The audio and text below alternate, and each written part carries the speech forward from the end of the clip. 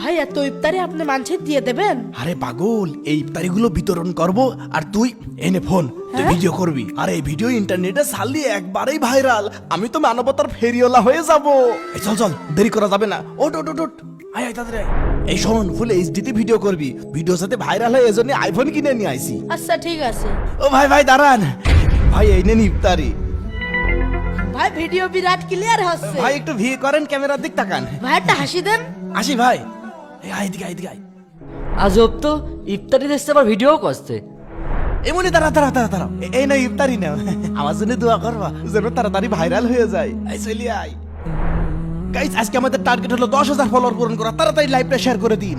হঠাৎ করে কারেন্ট বিলটা বেশি আসছে। চাচা, এই নেন ইফতারি, আমাদের জন্য দোয়া করবেন। হাসি দেন চাচা, হাসি দেন। চল। মিটারের চাইতে এদের কারেন্টই বেশি মনে হচ্ছে।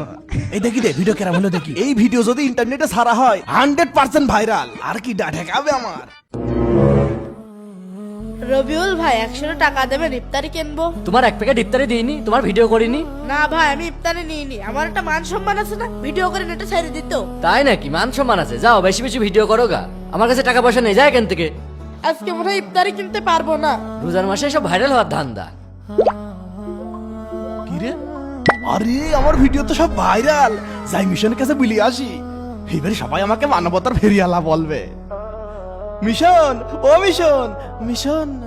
আরে ভাই আপনি? কিরে, তুই শুধু মুড়ি আর পানিতে ইফতারি করছিস? তোর বললাম আমার কাছ থেকে এক প্যাকেট ইফতারি নে, নিলি না কেন? না ভাই, আপনি আমারও ভিডিও করে ইন্টারনেটে দিয়ে দিতেন। আর আপনি যেটা করছেন এটাকে ভালো কাজ বলে না, লোক দেখানো বলে। এরকম ইবাদত আল্লাহ পছন্দ করেন না।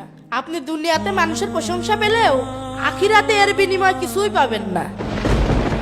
আল্লাহ আমাদের সঠিক বুঝ দান করুন। সকলে কমেন্টটা আমিন লিখবেন।